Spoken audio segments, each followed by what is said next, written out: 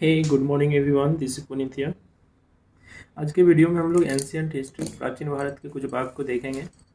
ये वीडियो जहाँ भी जीएस इंपॉर्टेंट होता है उसके लिए रहेगा, जैसे कि एसएससी एग्जामिनेशन, रेलवे का एग्जामिनेशन और जो भी एग्जामिनेशन जहाँ पे जीएस का इंपॉर्टेंट रोल रहता है उसके लिए ये वीडियो इंपॉर्टेंट रहेगा। तो हम लोग वीडियो को स्टार्ट करते हैं। जो आज का वीडियो प्राचीन भारत के बारे में, एंशियंट हिस्ट्री के बारे में, तो आपको पता होना चाहिए कि एंशियंट हिस्ट्री का मतलब क्या होता है कि हम लोग का जो प्राचीन इतिहास रहा है, हम लोग का जो पुराना इतिहास रहा है उसके बारे में जानकारी। तो प्राचीन इतिहास के बारे में जानकारी हम लोग को कहाँ से मिलेगी? तो देखो, हम लोग को प्राचीन इतिहास के बारे में जानकारी कहाँ कहाँ से मिल सकती है? तो एक धर्म ग्रंथ से मिल सकती है। जो भी धर्म ग्रंथ सब लिखे गए हैं, जैसे कि वेद हो गए, पुराण हो गए, इस सब से जो हम लोग को जानकारी मिलेगी तो उससे हम लोग को पता चलेगा कि पहले क्या सब होते थे, किस तरह के हम लोग का उस समय की सोसाइटी थे, उससे पता चलता है। कुछ ऐसे हिस्टोरिकल बुक्स भी होंगे, जो कुछ ऐतिहासिक ग्रंथ होंगे, बुक्स होंगे, उससे भी हम लोग को पता चलेगा कि हमारे जो पहले के समाज थे वो कैसा थे। तीसरा हो सकता है कि जो कुछ लोग यहाँ पे आए, उन्होंने मतलब जैसे कि कोई मतलब विदेशी यात्री सब यहाँ पे आए, वो लोग आए यहाँ पे, देखे, यहाँ के बारे में किताब लिखा, तो उन लोग के भी बुक से हम लोग को जानकारी मिलेगी। साथ ही साथ हम लोग का जो आर्कियोलॉजिकल डिपार्टमेंट है वो भी कुछ डिस्कवरी करते हैं। जब वो मतलब आर्कियोलॉजिकल डिपार्टमेंट कुछ चीज़ निकालते हैं ढूंढ करके, तो उससे भी हम लोग को पता चलते हैं कि पुराने ज़माने के लोग के घर कैसे होते थे, वगैरह वगैरह सब हम लोग को पता चलते हैं। तो आज का जो वीडियो रहेगा ना, वो यही रहेगा, सोर्सेज ऑफ एंशियंट हिस्ट्री। ठीक है, कि हम लोग का एंशियंट हिस्ट्री का कहाँ कहाँ से हम लोग को मिलते हैं जानकारी, उसके बारे में। आई थिंक इस चैप्टर से एक या दो क्वेश्चन गारंटी हर एक एग्जाम में, जीएस एग्जामिनेशन में पूछा जाता है। हर एक एग्जामिनेशन में तो नहीं, लेकिन गारंटी है कि इससे बहुत सारे क्वेश्चन इंपॉर्टेंट हैं। जो भी मैं बताऊंगा वो एग्जाम रिलेवेंट बताऊंगा। इंडिया के जितने भी एग्जामिनेशन है सभी में मैंने पार्टिसिपेट किया है, बहुत सारे एग्जामिनेशन को मैंने क्वालिफाई किया है। तो जो भी रिलेवेंट टॉपिक है मैं रिलेवेंट बात ही बताऊंगा जो एग्जाम के लिए इंपॉर्टेंट है, और जहाँ पे जीएस का रोल है, जैसे एसएससी, रेलवे और जितने भी एग्जामिनेशन है, यहाँ तक कि पीसीएस का जो प्री एग्जामिनेशन होते हैं उसके लिए भी ये लेक्चर इंपॉर्टेंट रहेगा। तो हम लोग देखते हैं, सबसे पहले हमारे देश का नाम क्या है? तो भारत। आज अगर हम लोग देखते हैं, अपने देश का नाम इंडिया और भारत है। हमारे कॉन्स्टिट्यूशन में भारत का नाम भारत और इंडिया बोला गया है। ठीक है, जो हम लोग का जो महाकाव्य और पुराण थे, जैसे कि वेद हो गए, पुराण हो गए, ये सब में जो हमारे देश का नाम था ना, वो भारतवर्ष था। ठीक है, तो पहला क्वेश्चन ये पूछा जाता है कि हम लोग के महाकाव्य और पुराण में हमारे देश का नाम क्या था? तो भारतवर्ष था। दूसरा क्वेश्चन ये पूछा जाता है कि यूनानियों के द्वारा जो हमारे देश का नाम है वो क्या दिया गया? हमारे देश का नाम यूनानी जो आए थे हमारे देश में, यूनानी मतलब हो गया जो भी ये ओपेक कंट्री जो आप कहते हैं, फारस, ईरान तिरान वाले एरिया को यूनान बोला जाता है। तो वो लोग जब भारत आए तो उन्होंने इंडिया का नाम रखा इंडिया। इंडिया उन्होंने ही हमारे देश का नाम इंडिया रखा। तो ये क्वेश्चन पूछा जाता है कि यूनानियों के द्वारा हमारे देश का नाम क्या रखा गया? इंडिया रखा गया। और जो मुस्लिम लोग आए, मुस्लिम इतिहासकार आए या मुस्लिम अटैकर्स सब जो आए भारत पे, ठीक है, वो लोग भी उसी एरिया से आए थे, ईरान इराक से ही आए थे, टर्की सबसे। ठीक है, तो वो लोग ने हमारे देश का नाम हिंदुस्तान रखा। ठीक है, हिंदुस्तान, हिंदुओं का देश, उन्होंने अपना हमारे देश का नाम रखा। तो ये तीनों क्वेश्चन इंपॉर्टेंट हैं कि महाकाव्य और पुराणों में हमारे देश का नाम भारतवर्ष बताया गया है, यूनानियों के द्वारा हमारे देश का नाम इंडिया बताया गया है, और मुस्लिम इतिहासकारों के द्वारा हमारे देश का नाम हिंदुस्तान बताया गया है। ठीक है, अब हम लोग अपने मेन टॉपिक पे आते हैं, और वो मेन टॉपिक है हम लोग का सोर्सेज ऑफ एंशियंट हिस्ट्री। इसको मैंने 4 भाग में बांटा है कि सबसे पहला हम लोग देखेंगे कि धर्म ग्रंथ से हम लोग को अपने पुराने बारे में पता कैसे चलता है। दूसरा हम लोग देखेंगे कुछ हिस्टोरिकल बुक्स से, देखेंगे कि हम लोग को कैसे पता चलता है हिस्टोरिकल बुक्स से। तीसरा हम लोग देखेंगे कि जो ट्रेवलर्स सब आए, जो विदेश के लोग सब यहाँ पे आए, उन्होंने भी कुछ बुक लिखा, उससे हम लोग को कैसे पता चलता है अपने हिस्ट्री के बारे में। और चौथा हम लोग देखेंगे आर्कियोलॉजिकल डिपार्टमेंट के द्वारा जो हम लोग को कुछ मिला है, उससे हम लोग के पुराने इतिहास के बारे में कैसे जानकारी मिलता है। तो सबसे पहला है धर्म ग्रंथ। कि धर्म ग्रंथ में सबसे पहला आता है वेद। ठीक है, तो वेद जो है ना, वेद को किसने लिखा? तो वेद व्यास ने लिखा। क्वेश्चन इंपॉर्टेंट है कि वेद को किसने लिखा? वेद व्यास ने लिखा। वेद कितने तरह के होते हैं? तो 4 तरह के होते हैं, ऋग्वेद, यजुर्वेद, सामवेद, अथर्ववेद। ठीक है, अथर्ववेद। ठीक है, इस सभी वेदों को अगर मिला दिया जाए ना, इस चारों वेदों को, तो उसे संहिता बोलते हैं। ठीक है, ये याद रखना है। देखो, वासुदेव कुटुंबकम की जो जानकारी है ना, हम लोग हमेशा बोलते हैं वासुदेव कुटुंबकम, सुनते रहते हैं हमेशा।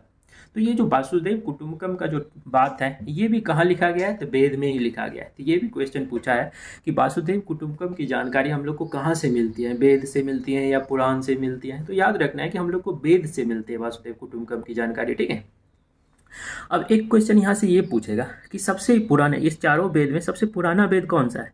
तो ऋग्वेद सबसे पुराना है। जो अथर्ववेद है ना, ये सबसे बाद का वेद है। मतलब इसे आप प्राचीन वेद बोल सकते हैं, इसे आप आधुनिक वेद बोल सकते हैं। ठीक है, अभी हम चारों वेद के बारे में थोड़ा थोड़ा जानते हैं। चलो, तो ऋग्वेद सबसे पहला है ऋग्वेद। तो याद रखना है कि ऋग्वेद जो है ना वो ऋचाओं का संग्रह है। क्योंकि ऋचा क्या होते हैं, तो देखो दो दो लाइन का जो दोहा होते हैं ना, जैसे अब जब हम लोग हनुमान चालीसा पढ़ते हैं ना, तो उसमें देखे होंगे कि दो दो लाइन का दोहा होते हैं, तो उसी को ऋचा बोले जाते हैं। तो उसी ऋचाओं का जो संग्रह होता है ना, उसे ऋग्वेद में ऋचाओं का ही संग्रह है। ठीक है, जो ऋग्वेद पढ़ते हैं ना उसको क्या बोला जाता है, होत्री पढ़ते हैं। मतलब जो ऋषि मुनि सब ऋग्वेद को पढ़ते हैं उसे होत्री बोला जाता है। ठीक है, तो ये भी ध्यान रखना है। अब देखो ये क्वेश्चन इंपॉर्टेंट है कि ऋग्वेद के जो तीसरा मंडल है उसमें किस चीज़ का उल्लेख है। तो याद रखना है कि ऋग्वेद के तीसरे मंडल में सूर्य देवता सावित्री को समर्पित गायत्री मंत्र। इसका मतलब क्या हुआ, तो देखो ऋग्वेद का जो तीसरा एक्सरसाइज है ना, उसमें सूर्य भगवान, सूर्य देवता, सावित्री को समर्पित गायत्री मंत्र है। और ये इंपॉर्टेंट है। देखो कैसे याद रखेंगे, थर्ड है ना, तो थर्ड एक्सरसाइज है ना, और सूर्य का क्या होता है SUN, 3 लेटर का ये भी है ना, तो थर्ड से याद रखना है। और सन में 3 लेटर होते हैं, थर्ड मतलब सन। तो ये याद रहेगा आपको कि तीसरे मंडल में सूर्य देवता को समर्पित क्या है, गायत्री मंत्र। 9वें मंडल में सोम देवता का उल्लेख है। 8वें मंडल का जो ऋचाएँ हैं, जो 8वें मंडल में जितने भी दोहा लिखे गए, ऋचाएँ लिखे गए ना, उसे खील कहा जाता है। ये इतना इंपॉर्टेंट नहीं है। ठीक है, लेकिन सबसे इंपॉर्टेंट हो जाता है ये 10th मंडल। जो ऋग्वेद का जो 10वां मंडल है ना, उसमें चतुस्वर्ण समाज का उल्लेख है। क्योंकि चतुस्वर्ण समाज क्या होता है, तो देखो चतुस्वर्ण मतलब 4 वर्णों का समाज।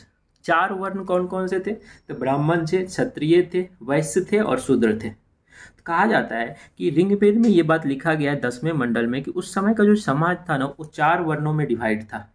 पहला होते थे ब्राह्मण, दूसरे होते थे क्षत्रिय, तीसरे होते थे वैश्य और लास्ट होते थे शूद्र।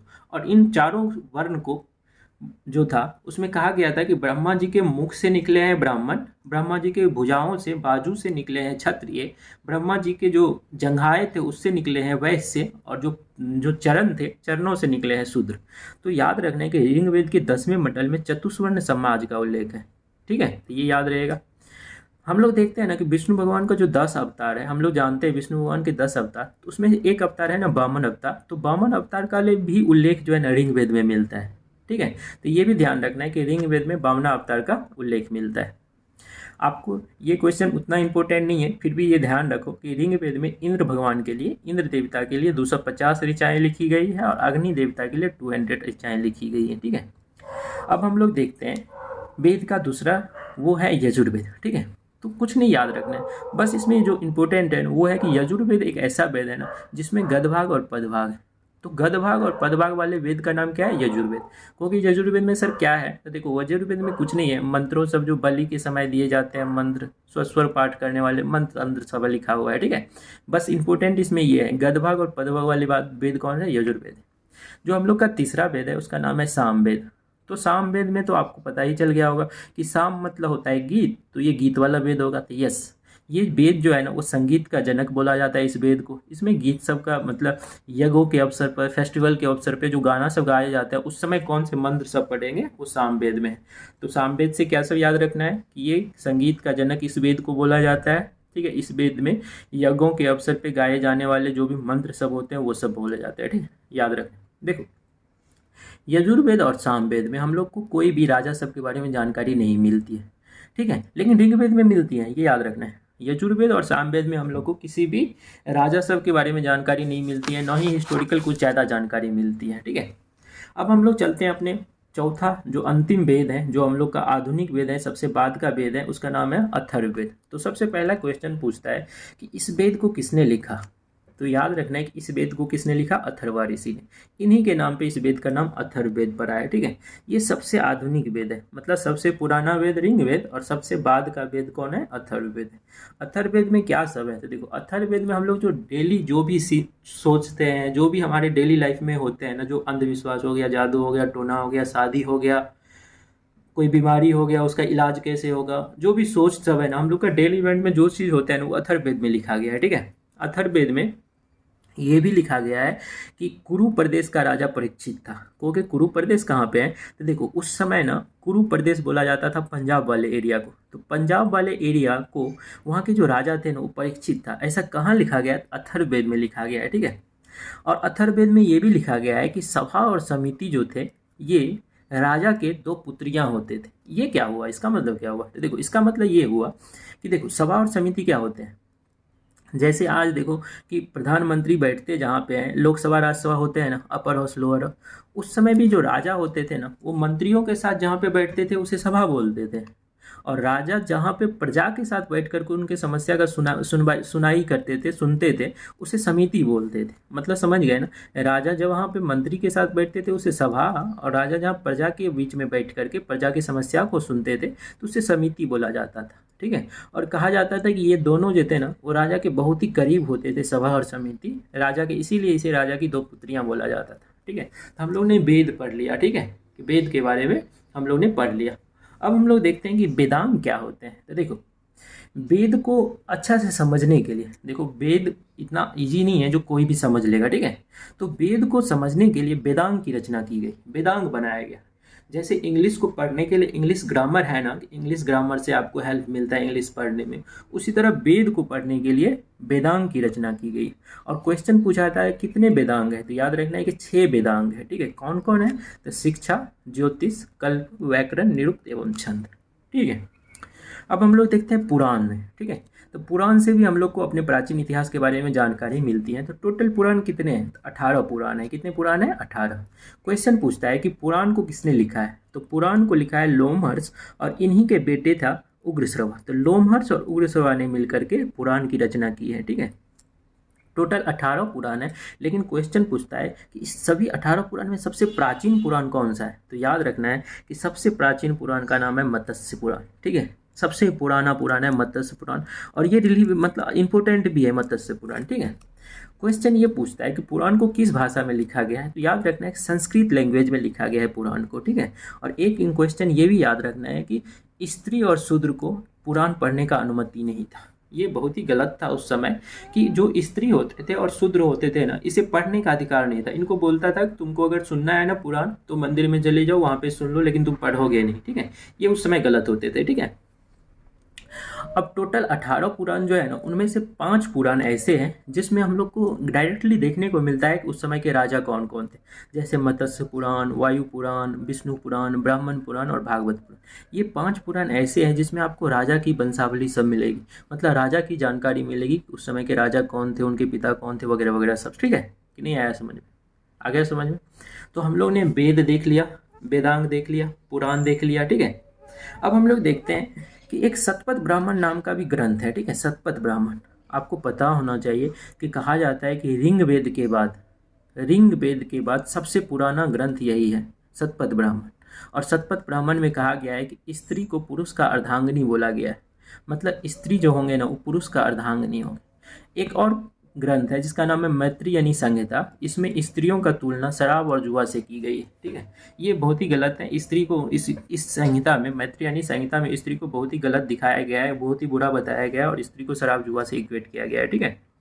तो ये सब बात को आपको याद रखना है। देखो विष्णु पुराण मौर्य वंश से रिलेटेड थे, जो विष्णु पुराण थे ना वो मौर्य वंश से रिलेटेड थे। गुप्त पुराण जो थे, ठीक है, वायु पुराण जो थे ना वो गुप्त वंश से रिलेटेड थे। ये याद रखना है कि वायु पुराण जो थे, वायु पुराण वो गुप्त वंश से रिलेटेड थे, और मत्स्य पुराण जो थे ना अंध सतवाहन वंश से रिलेटेड थे। ये 3 बात को याद रखना है कि Vishnu Purana is related to Maurya वंश, Gupta Purana is related to Vayu वंश, and Matsya Purana is related to Andh Satavahana वंश। तो हम लोग ने देखा कि हम लोग का जो प्राचीन इतिहास है ना, जो हम लोग का, उसका सबसे पहला हम लोग ने देखा कि कुछ धार्मिक ग्रंथ थे, हम लोग का जो महाकाव्य पुराण सब थे, उससे हम लोग को पता चलता है अपने प्राचीन इतिहास के बारे में। अब हम लोग देखेंगे कुछ ऐतिहासिक ग्रंथों से, जिससे हम लोग को अपने प्राचीन इतिहास के बारे में जानकारी मिलती है। तो ऐतिहासिक ग्रंथ जो दूसरा हुआ हम लोग का, उसमें हम लोग देख लेंगे सबसे पहले स्मृति ग्रंथ, ठीक है। तो कुछ स्मृति ग्रंथ लिखे गए थे, ठीक है, जिसमें से सबसे प्राचीन स्मृति ग्रंथ है मनु स्मृति, ठीक है। मनु स्मृति को बोला जाता है सबसे पुराना स्मृति ग्रंथ। और मनु स्मृति जो थे ना, ये सुंग काल के समय के थे। सुंग काल का जो टाइम पीरियड था, उस समय का ये ग्रंथ था मनुस्मृति, ठीक है। और नारद स्मृति भी एक थे, वो गुप्त काल के समय का था। तो बस ये याद रखना है कि स्मृति ग्रंथों में सबसे पुरानी ग्रंथ कौन है स्मृति, तो वो है मनुस्मृति। और मनुस्मृति किससे रिलेटेड है, शुंग काल से रिलेटेड है, ठीक है। अब देखो कुछ ग्रंथ हैं जो बौद्ध से रिलेटेड है और उससे भी हम लोग को पता चलता है अपने प्राचीन इतिहास के बारे में, ठीक है। बौद्ध ग्रंथ में दो बस याद रखना है कि जातक, एक जातक नाम का ग्रंथ है जिसमें बुद्ध के पूर्व जन्म के बारे में बताया गया है कि बुद्ध का पुराना जन्म कैसा था, ठीक है। तो याद रखना है कि बौद्ध ग्रंथ में जातक ग्रंथ से भी हम लोग को प्राचीन इतिहास के बारे में जानकारी मिलती है। और एक बौद्ध ग्रंथ और भी है, कथा वस्तु। देखो बौद्ध जो था ना दो भाग में था, एक का नाम था हानियान और एक का नाम था महायान। तो उसका जो हानियान ग्रुप था ना, हानियान का ये प्रमुख ग्रंथ है कथा वस्तु, और इसमें भी बुद्ध का जीवन चरित्र का वर्णन किया गया है, ठीक है। तो ये दोनों बुक का नाम याद रखना है, एग्जाम में पूछा जाता है कि जातक में क्या चीज़ का वर्णन है, तो बुद्ध के पुराने जन्म का वर्णन है। कथा वस्तु किसका है, तो हानियान का प्रमुख ग्रंथ है। जो बौद्ध का दो ग्रुप है ना, उसमें से एक ग्रुप हानियान है, मैं बताऊंगा आगे। तो बौद्ध का हानियान ग्रुप का ये बुक है कथा वस्तु, इसमें भी बुद्ध के जीवन के बारे में बताया गया है। जैन ग्रंथ में याद रखना है, दो बुक का नाम यहाँ भी याद रखना है जैन ग्रंथ में, एक का नाम है कल्प सूत्र और एक का नाम है भगवती सूत्र। तो कल्प सूत्र में जैन धर्म का प्रारंभिक इतिहास, मतलब जैन धर्म कैसे बना, ये सब के बारे में आपको कल्प सूत्र में जानकारी मिलती है। और भगवती सूत्र में महावीर के जीवन, जो हम लोग देखेंगे जैन धर्म के जो गुरु हुए उसमें महावीर 24वें गुरु थे, तो महावीर स्वामी के जो जीवन चरित्र था ना, उसके बारे में आपको भगवती सूत्र में देखने को मिलेगा। तो ये एग्जाम में पूछता है, जैसे पूछ देगा आपसे कि भगवती सूत्र किस धर्म से रिलेटेड है, किस ग्रंथ से, मतलब जैन से या बौद्ध से, किस धर्म से, तो आपको बताना पड़ेगा जैन धर्म है, इसमें महावीर स्वामी का जीवन चरित्र है। जैन ग्रंथ का जो साहित्य है इसे आगम बोला जाता है। ये भी एग्जाम में पूछा गया क्वेश्चन है कि जैन साहित्य को क्या बोलते हैं, तो आगम बोलते हैं, ठीक है। कुछ और पुस्तक देख लीजिए, जैसे अर्थशास्त्र है बुक, ठीक है। तो अर्थशास्त्र बुक किसने लिखा था, तो चाणक्य ने लिखा था, ठीक है। तो अर्थशास्त्र जो है ना, ये मौर्यकालीन इतिहास के बारे में जानकारी देता है हम लोग को। जो हम लोग आगे पढ़ेंगे कि मौर्य वंश के बारे में हम लोग देखेंगे, तो उसी मौर्य वंश के समय में आपको पता होना चाहिए मौर्य वंश का जो सबसे पहला राजा था वो चंद्रगुप्त मौर्य था। और चंद्रगुप्त मौर्य को राजा किसने बनाया था, तो चाणक्य ने बनाया था। और उसी समय चाणक्य ने एक बुक लिखा था अर्थशास्त्र, ठीक है। तो अर्थ क्वेश्चन पूछता है कि अर्थशास्त्र जो थे ना किसने लिखा था, तो चाणक्य ने लिखा था। इसमें क्या चीज़ के बारे में जानकारी मिलती है, तो मौर्यकालीन इतिहास, मौर्य के समय में जो इतिहास था उसकी जानकारी मिलती है। ये भी क्वेश्चन पूछा गया है कि चाणक्य का दूसरा नाम क्या है, तो कौटिल्य और विष्णुगुप्त, ये दो नाम और भी हैं चाणक्य, ठीक है। इस किताब जो है अर्थशास्त्र, आपको ये नहीं पता चल, ये अर्थशास्त्र जो है इकोनॉमिक्स का किताब नहीं है, ये ध्यान रखना है, ठीक है। ये एक इकोनॉमिक्स का किताब नहीं है, ये एग्जाम में पूछा गया क्वेश्चन है कि ये अर्थशास्त्र किस चीज़ से रिलेटेड बुक है। तो याद रखना है कि अर्थशास्त्र राजनीतिक से रिलेटेड बुक है, न कि इकोनॉमिक्स से, ठीक है। मतलब राजनीतिक, राजा का क्या सब होता है, ये सब से रिलेटेड अर्थशास्त्र का पूछ है, न कि इकोनॉमिक्स से, ठीक है। दूसरा एक बहुत ही इंपॉर्टेंट किताब है जिसका नाम है राजतरंगिणी, ठीक है। तो क्वेश्चन पूछता है कि राजतरंगिणी को किसने लिखा था, तो कल्हण ने लिखा था, ठीक है। क्वेश्चन ये भी पूछता है कि राजतरंगिणी में क्या चीज़ है, तो राजतरंगिणी में कश्मीर का इतिहास। और आपको पता होना चाहिए ये पहला इतिहास का बुक है जो संस्कृत में लिखा गया था, तो इसीलिए संस्कृत में लिखा गया ये ऐतिहासिक घटना लिखने का प्रथम प्रयास था, जिसको कल्हण ने लिखा था अपने बुक राजतरंगिणी में। इसमें कश्मीर के इतिहास का जिक्र किया गया है, ठीक है। एक बहुत ही इंपॉर्टेंट किताब है जिसका नाम है अष्टाध्यायी, ठीक है। तो अष्टाध्यायी को किसने लिखा था, तो पाणिनि ने लिखा था, ठीक है। पाणिनि नाम के राइटर ने अष्टाध्यायी लिखा था, ठीक है। ये संस्कृत भाषा का व्याकरण का प्रथम बुक था, ठीक है। व्याकरण, जो संस्कृत का व्याकरण होता है उसका ये पहला बुक था अष्टाध्यायी, जो कि पाणिनि ने लिखा था। इसमें भी मौर्य के समय में जो सब हुआ था उसका जिक्र है। एक इम्पोर्टेंट किताब है गार्गी संहिता, इसको किसने लिखा था, कात्यायन ने लिखा था। कात्यायन ने गार्गी संहिता में जो है भारत पर जो यवन का आक्रमण हुआ ना, यवन मैंने अभी बताया आपको कि जो ईरान वाले एरिया है ना, वहाँ के लोग जब भारत पे अटैक किए ना, तो गार्गी संहिता में ये बात लिखा है भारत पर यवन ने कैसे आक्रमण किया था, ठीक है। तो गार्गी संहिता किसने लिखा था, तो कात्यायन ने, ये भी इम्पोर्टेंट है। एक है चचनामा, ठीक है। ये बहुत ही इंपॉर्टेंट बुक है चचनामा। चचनामा में जो है ना अरब का सिंध पर विजय का वर्णन। आपको पता होना चाहिए कि 712 ईस्वी में शायद, ठीक है, 712 ईस्वी में जो है अरब ने सिंध पे विजय पाया था, ठीक है। सिंध पे अटैक किया था और सिंध का उस समय जो राजा था उसको हराया था। सिंध कहाँ के एरिया है, तो आप जानते होंगे अभी जो फिलहाल पाकिस्तान है ना, पाकिस्तान का जो इधर वाला एरिया है वो सिंध है, ठीक है। तो वहाँ पे जो अरब ने अटैक किया था और अरब ने जीता था, तो उस चचनामा बुक में लिखा गया है। तो चचनामा बुक किसने लिखा है? तो अली अहमद ने लिखा है। इसमें क्या चीज़ है? तो अरब के लोग, अरब मतलब समझ गए ना, ये सऊदी अरबिया तरफ का जो कंट्री है, तो सऊदी अरब के लोगों ने जब सिंध पे अटैक किया था ना, तो उसका जिक्र चचनामा बुक में है, ठीक है, अली अहमद ने लिखा था। तो हम लोग ने अभी दो चीज़ देख लिया कि हमारे प्राचीन इतिहास में हम लोग ने सबसे पहले देखा कि वेद पुराण से जो जानकारी मिलती है, फिर हम लोग ने कुछ देखा ऐतिहासिक ग्रंथ, कुछ ऐसे बुक्स सब जो है उससे भी हम लोग को अपने पुराने इतिहास के बारे में जानकारी मिलती है। अब हम लोग देखते हैं कि विदेशी यात्रियों से मिलने वाली जानकारी। कुछ लोग भी यहाँ पे आए हैं, ठीक है, जो विदेशों से कुछ लोग आए ना, उन्होंने भी कुछ बुक लिखे हैं जिससे हम लोग को जानकारी मिलती है अपने प्राचीन इतिहास का, ठीक है। तो पहला है टेसियस। पूछा जाएगा टेसियस कौन था, तो याद रखना है कि टेसियस एक यात्री था जो हमारे देश आया था, ठीक है। ये ईरान का यात्री था, ठीक है, एक ईरान का ये राजवैद्य था, ईरान का एक डॉक्टर था जो हमारे देश आया था घूमने के लिए, ठीक है। तो इनका जो भी उन्होंने जो लिखा है ना, वो थोड़ा ज़्यादा मतलब इम्पोर्टेंट नहीं है, और साथ ही साथ ये मतलब उतना अच्छा नहीं लिखा गया है जो। अब दूसरा जो है ना, उसका नाम है हेरोडोटस। ये क्वेश्चन बहुत इंपॉर्टेंट है, ठीक है। तो सबसे पहले याद रखो कि हेरोडोटस वही आदमी है जिसे हिस्ट्री का फादर बोला जाता है, इतिहास का पिता हेरोडोटस को बोला जाता है। इसने एक बुक लिखा हिस्टोरिका, ठीक है। ये बुक कब की है? तो 5वीं सदी की। 5वीं सदी का मतलब समझे ना कि 400 से 500 ईस्वी में, ठीक है। तो ये बुक जो हिस्टोरिका लिखा गया है वो 400 से 500 ईस्वी के बीच में लिखा गया है, ठीक है। हिस्टोरिका बुक हेरोडोटस ने लिखा है। हेरोडोटस को इतिहास का पिता बोला जाता है। और इस बुक में क्या लिखा गया है? तो देखो, भारत और फारस के बीच के संबंध, इंडिया और ईरान के बीच का जो संबंध उस समय था, उसके बारे में इसमें लिखा गया है, ठीक है। ये 5वीं सदी में लिखा गया बुक है, ये ध्यान रखना है, ठीक है। अभी और कुछ बुक देखिए, ठीक है, और कुछ लोग देखिए जो भारत पे आए थे, ठीक है। तो एक क्वेश्चन ये भी पूछता है कि जो हमारे देश पे सिकंदर जब अटैक किया था ना, सिकंदर जब आया था ना, तो सिकंदर के साथ कौन कौन आया था? तो देखो, सिकंदर के साथ 3 लोग आए थे। एक का नाम था निर्याकस, एक का नाम था आनेसिक्टस, एक का नाम था ऑस्ट्रिलोबुलस, ठीक है। तो सिकंदर के साथ आने वाले यात्री का नाम क्या सब था? निर्याकस, आनेसिक्टस और ऑस्ट्रिबुलस, ठीक है, ये याद रखना है। एक है मेगास्थनीज, ये सबसे इंपॉर्टेंट है मेगास्थनीज, क्योंकि देखो मेगास्थनीज क्या था? ये सेल्यूकस निकेटर का राजदूत था, ठीक है। तो सेल्यूकस निकेटर कौन था? जिसको चंद्रगुप्त मौर्य ने हराया था, ठीक है। तो चंद्रगुप्त मौर्य के दरबार में ये मेगास्थनीज रहता था, ठीक है। इन्होंने एक बुक लिखा इंडिका, और इसमें उन्होंने पूरा चंद्रगुप्त मौर्य का शासन कैसा था, उनके राज्य में क्या सब होता था, उस सब का जिक्र किया है इस बुक में, ठीक है। तो बहुत ही इंपॉर्टेंट बुक है इंडिका। इससे हम लोग को पुराने बारे में बहुत जानकारी मिलती है, मौर्य समाज के बारे में बहुत जानकारी हम लोग को मिलते हैं। इन्होंने तो पूरे मौर्य को इतना मतलब धनी साम्राज्य बताया था, बहुत सारे वो था भी मौर्य समाज, मौर्य एम्पायर जो था बहुत ही ज़्यादा पावरफुल भी था और बहुत ही ज़्यादा समृद्ध था, ठीक है। तो मेगास्थनी सेल्यूकस निकेटर का राजदूत था, चंद्रगुप्त मौर्य के दरबार में आया था, ठीक है। इंडिका इसका बुक का नाम है, ठीक है। और इंडिका बुक में उन्होंने पूरे मौर्य समाज के बारे में लिखा है। डायमेकस है, उसके बाद जो एक यात्री है वो डायमेकस है।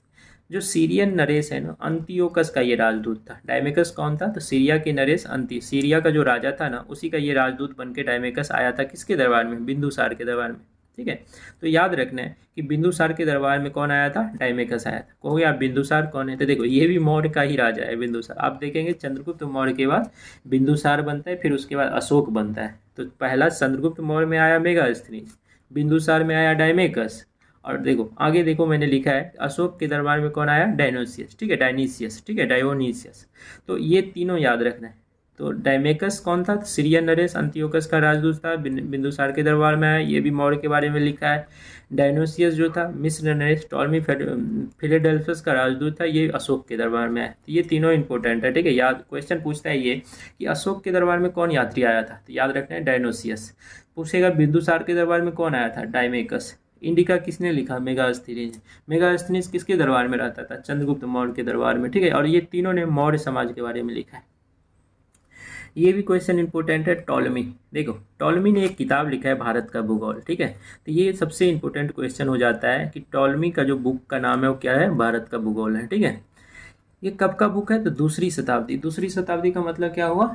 100 से 200 के ईस्वी के बीच में, ठीक है। देखो दो होते हैं, एक होते हैं ईस्वी और एक होता है ईसा पूर्व, ठीक है। इस दोनों में क्या डिफरेंस है? देखो, जो जेसस क्राइस्ट थे ना, मतलब जेसस क्राइस्ट, ठीक है, उनका जो जन्म हुआ था ना वो 33 ईस्वी में हुआ था। उनके जन्म के बाद को ईस्वी बोला गया, मतलब जन्म के बाद ईस्वी, और उनके जन्म से पहले को ईसा पूर्व बोला गया।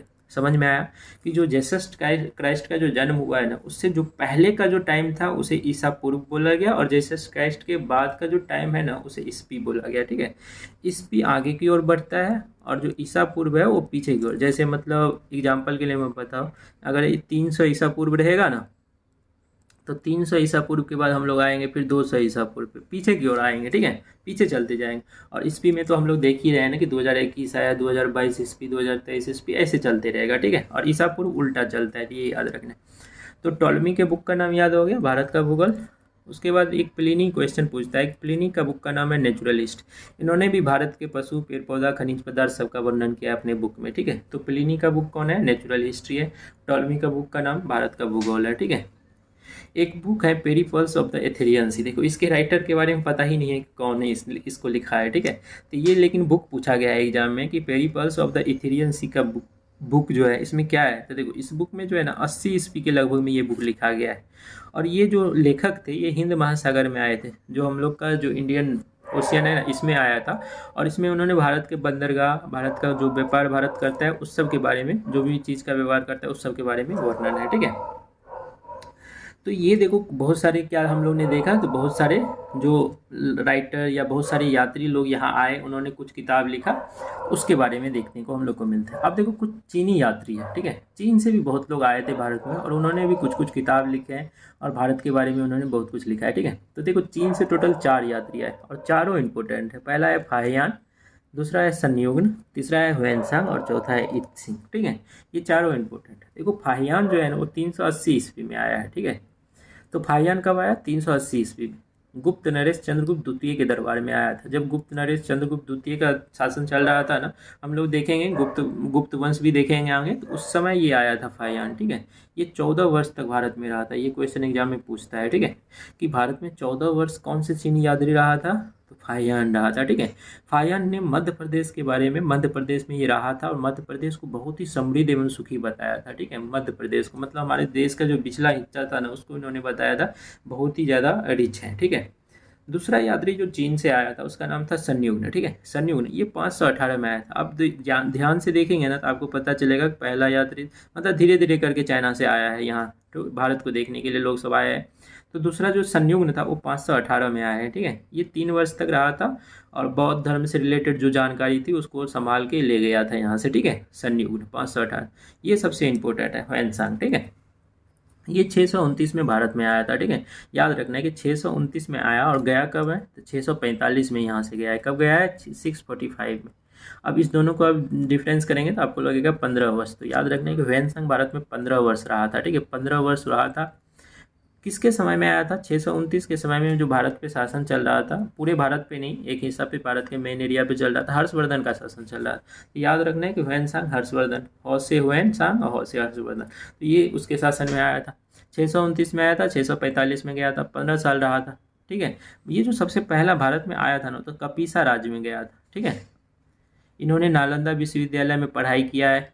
हुएनसांग नालंदा विश्वविद्यालय में पढ़ा है और वहाँ से बौद्ध धर्म का शिक्षा लिया है। ठीक है, हुएनसांग का एक बुक है जिसका नाम है सीयू की, ये बहुत इंपॉर्टेंट है बुक। ठीक है, तो सीयू की बुक है ना, इसमें उन्होंने जो 138 देश का भ्रमण किया। हुएनसांग क्या करता था? सभी देश घूम घूम करके वहाँ के चीज़ सबको देखता था। ठीक है, वहाँ के, और उसी पे एक बुक लिखा गया है सीयू की, जिसमें 138 देश जहाँ जहाँ हुएनसांग घूमा था उसका विवरण किया गया, वर्णन किया गया। ठीक है, जो लास्ट चीनी यात्री था उसका नाम था इत्सिंग। ये 7वीं सदी में आया था, मतलब हुआ 600 से 700 ईस्वी के बीच में आया है। ठीक है, 600 से 700 के बीच में इत्सिंग आया। इसने भी नालंदा यूनिवर्सिटी, विक्रमशिला यूनिवर्सिटी में जानकारी बौद्ध धर्म के बारे में ग्रहण किया है। ठीक है, तो ये हो गया चीनी यात्री के बारे में। ठीक है, अब हम लोग देखते हैं 2 अरबी यात्री के बारे में। देखो ये है अरबी यात्री, ये दोनों क्वेश्चन एग्जाम में पूछा गया, अल बरूनी और एक का नाम है इब्न बतूता। ये अरब से आए थे। अरब मतलब समझ गए ना, सऊदी अरबिया, यमन, ओमान, ये सब जो कंट्री है ना उस सब के पास से आए वाले ये यात्री है। ठीक है, तो सबसे पहला है अल बरूनी। देखो अल बरूनी जो है वो 980 के लगभग में भारत में आया था, महमूद गजनवी के साथ आया था। ठीक है, महमूद गजनवी हम लोग पढ़ेंगे। ठीक है, ये आया था।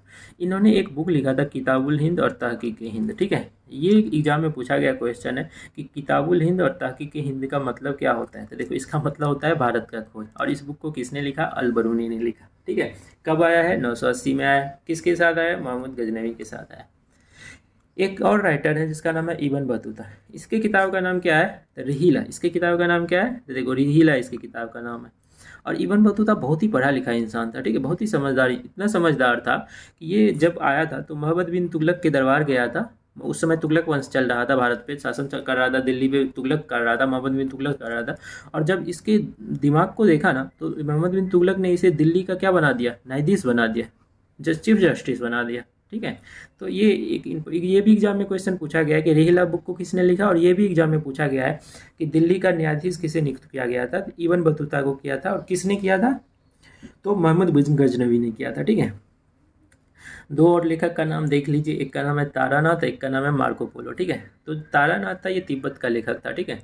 तारानाथ के दो किताब हैं, एक का नाम है कन्युग्न और एक का नाम है तन्युग्न, ठीक है। तंग्यूर और कंग्यूर, ये पूछेगा एग्जाम में कि कंग्यूर और तंग्यूर किसने लिखा? तारानाथ ने लिखा था, ठीक है। तारानाथ तिब्बती लेखक था, ये भी लगभग में 7वीं शताब्दी के लगभग में आया था। और एक राइटर है मार्को पोलो, ठीक है।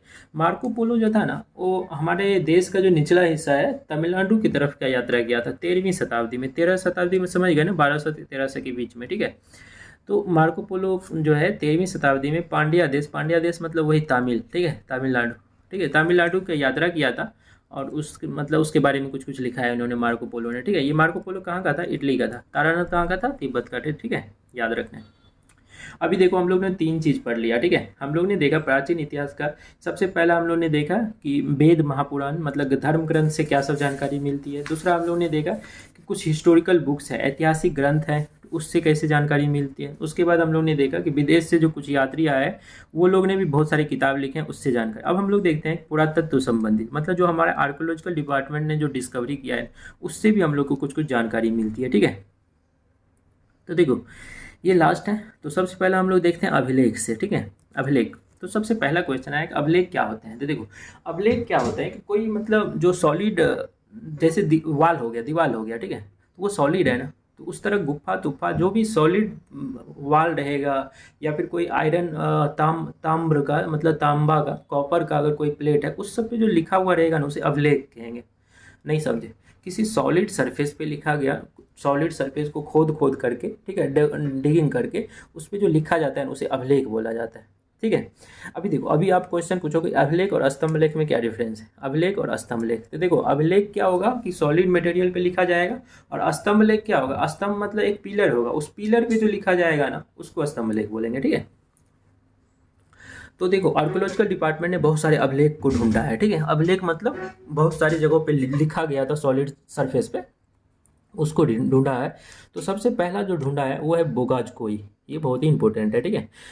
तो बोगाजकोई आपको पता होना चाहिए, सबसे पुराना विश्व का प्राचीनतम अभिलेख है, मतलब समझ रहे हैं, विश्व में सबसे पुराना अभिलेख यही है बोगाजकोई, मतलब समझ, विश्व में सबसे पहले जो लिखा गया, अभी तक जो ढूंढा गया है आर्कोलॉजिकल डिपार्टमेंट के द्वारा, उसमें जो सबसे पुराना चीज़ मिला है, लिखा गया चीज़, वो मिला है बोगाजकोई। जगह नाम है, एक टर्की में एक जगह है, जो टर्की है, टर्की कंट्री आप नाम सुने हो, तो उस टर्की कंट्री में ये है बोगाजकोई नाम का एक जगह, वहाँ पे एक अभिलेख मिला है लिखा हुआ, ठीक है। अभिलेख मतलब वहाँ के एक कोई सॉलिड सरफेस पे खोद खोद के लिखा गया था, ठीक है।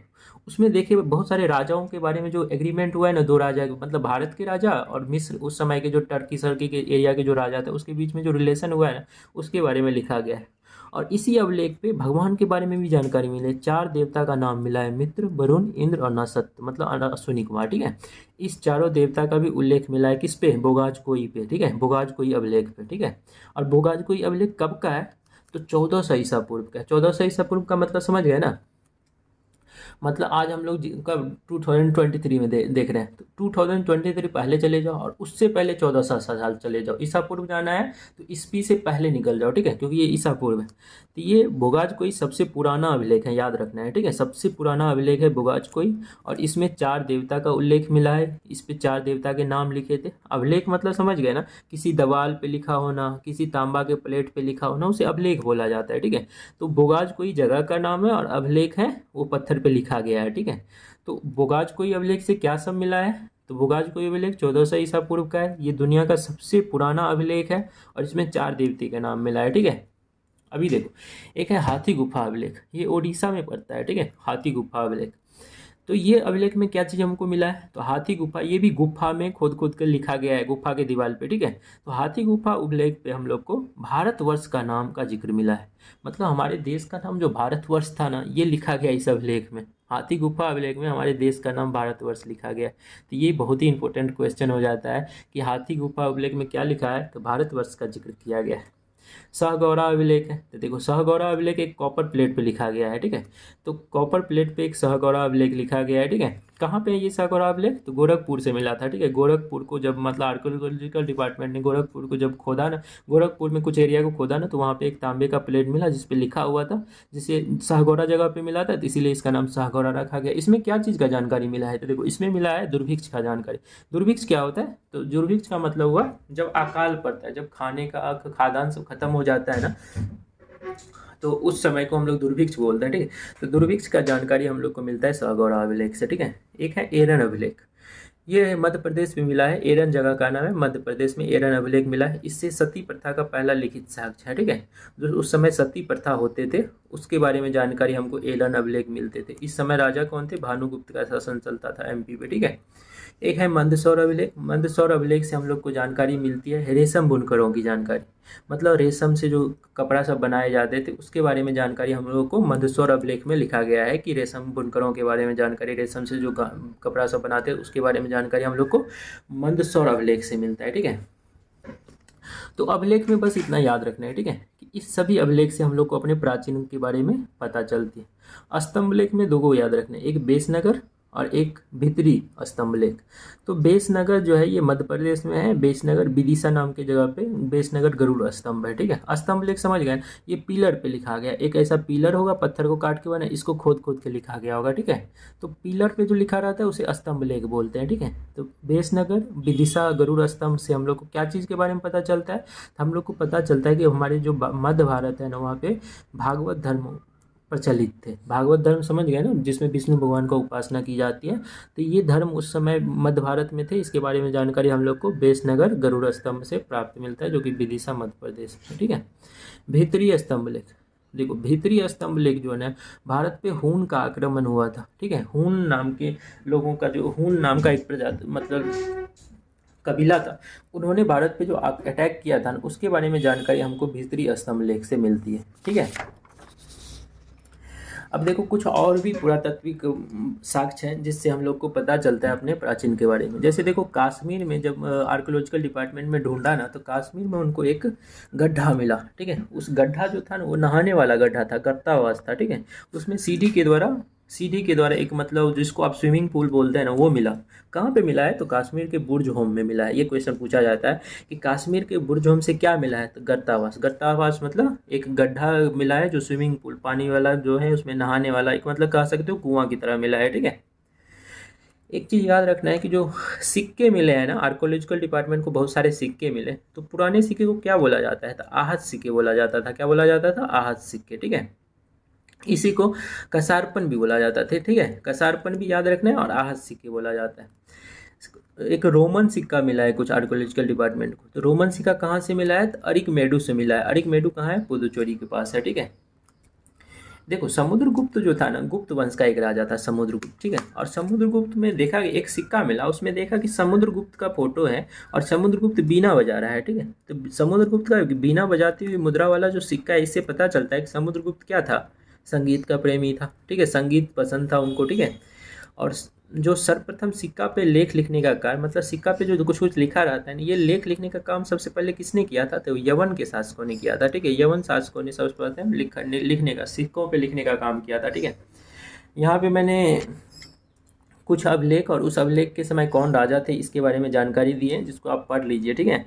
जैसे हाथी गुफा अभिलेख है, ये एक ऐसा अभिलेख है जिसमें डेट भी लिखा गया है कि ये कब का अभिलेख है, और इस समय के राजा कौन थे, कलिंग नरेश खारवेल थे, ठीक है, खारवेल थे, ठीक है। ये आप पढ़ लीजिएगा, ठीक है। अभी हम लोग देखते हैं थोड़ा भारत का मंदिर का कला शैली। देखो हमारे देश में देखे होंगे कि आप जब साउथ जाते हैं ना, तो वहाँ के मंदिर को देखे होंगे बहुत सारा मतलब बहुत ही अच्छा डिजाइन से बनाया गया है।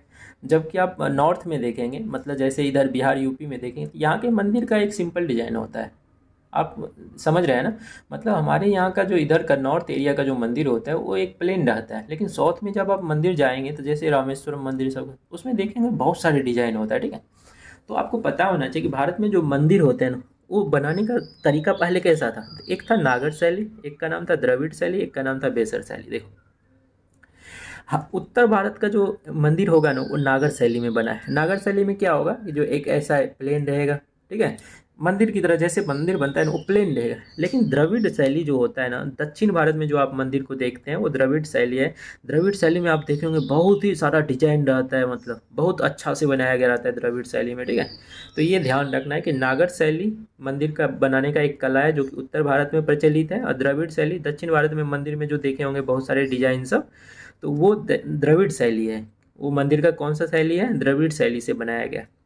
अभी देखो कुछ आप समझ गए ना, उत्तर भारत में जैसे मंदिर होते हैं वो नागर शैली का मंदिर है, और दक्षिण भारत वाले मंदिर द्रविड़ शैली का है। तो आप एक क्वेश्चन था कि इस दोनों के जो बीच में आएगा वो मंदिर सब कैसा होगा, मतलब दक्षिण और उत्तर भारत के बीच वाला जो हो जाएगा मिडिल एरिया इंडिया का, उसमें कैसा होगा। तो उसमें दोनों का मिक्सअप हो जाएगा। समझ रहे हैं बात को। इंडिया का उत्तर भारत के जो मंदिर है और दक्षिण भारत के जो मंदिर है, इस दोनों का जो मिक्सअप हो जाता है ना, थोड़ा थोड़ा मिलता जो, मतलब उसका भी कुछ उसका भी कुछ, तो उसे हम लोग कहते हैं बेसर शैली। और ये कहाँ पे आता है, मध्य भारत में, दक्षिणापथ इसे बोलते हैं हम लोग। तो बेसर शैली आपको मिलेगा मध्य भारत के एरिया में, जहाँ पे आपको उत्तर भारत का भी कुछ मंदिर का स्टाइल और दक्षिण भारत का भी कुछ मंदिर का स्टाइल जो है आपको देखने को मिलेगा, ठीक है। और एक और याद रखना है कि पंचायतन मंदिर शैली क्या होते हैं। तो देखो, आप देखे होंगे हमेशा कि एक भगवान का बीच में रहता है मंदिर, ठीक है, और उसके चारों कोने पे चार मंदिर रहते हैं। इसे ही बोलते हैं पंचायतन मंदिर शैली। मतलब क्या, एक मंदिर बीच में और चारों कोना पे चार मंदिर, ठीक है, चारों कॉर्नर पे चार मंदिर, इसे पंचायतन मंदिर शैली बोला जाता है, ठीक है। बहुत सारे ऐसे मंदिर आपको देखने को मिला। लिंगराज मंदिर उड़ीसा में देखेंगे, लिंगराज का मंदिर है।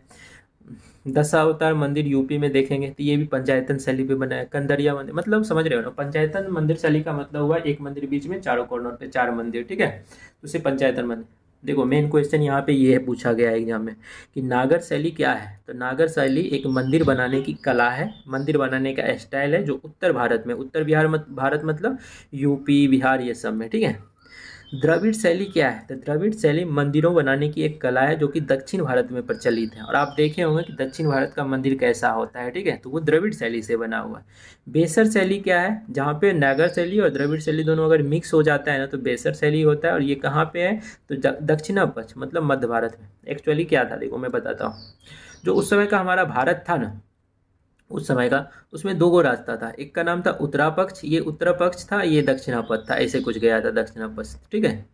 तो ये जो एरिया था ना, इस एरिया को बोला गया दक्षिणापथ। इस एरिया में इस दोनों का मिक्सअप हो गया है, नागर शैली और मतलब हमारे भारत का जो बीच वाला हिस्सा है ना, वहाँ पे नागर शैली और द्रविड़ शैली दोनों मिला करके मंदिर का निर्माण किया गया है, इसीलिए वो बेसर शैली हो जाते हैं, ठीक है। तो आज के वीडियो में इतना ही। आज के वीडियो में हम लोग ने देखा कि अपने मतलब प्राचीन इतिहास का क्या सब सोर्सेज हैं, और उस सोर्सेज में हम लोग ने देखा कि धर्म ग्रंथ से कुछ वेद पुराण, इससे हम लोग को अपने पुराने इतिहास के बारे में जानकारी मिलती है। उसके बाद हम लोग ने देखा कुछ हिस्टोरिकल बुक्स हैं जैसे स्मृति ग्रंथ हो गया, इस सब से भी कुछ हम लोग को जानकारी मिलती है। उसके बाद हम लोग ने देखा कि बहुत सारे यात्री यहाँ पे आए, बहुत सारे ट्रेवलर्स यहाँ पे आए हैं, और उन्होंने बहुत सारे बुक लिखे हैं जिससे हम लोग को पता चलते हैं अपने प्राचीन इतिहास के बारे में। और लास्ट हम लोग ने देखा कि आर्कोलॉजिकल डिपार्टमेंट ने भी बहुत कुछ को डिस्कवर किया है, ठीक है, उससे भी जैसे अभिलेख हो गया, स्तंभ लेख हुआ, उससे भी हम लोग को अपने इतिहास के बारे में, प्राचीन इतिहास के बारे में जानकारी मिलती है। उसके बाद हम लोग ने देखा कि मंदिर कितने तरह के होते हैं। तो हम लोग ने देखा मंदिर बनाने की जो कला होती है वो नागर शैली होती है, द्रविड़ शैली होती है और बेसर शैली होती है, ठीक है। और लास्ट में हम लोग ने देखा कि एक पंचायतन मंदिर क्या होता है। पंचायतन मंदिर मतलब 5 मंदिर, मतलब एक बीच में चारों चार कॉर्नर में, ठीक है। आज के वीडियो में इतना ही। Thank you everyone.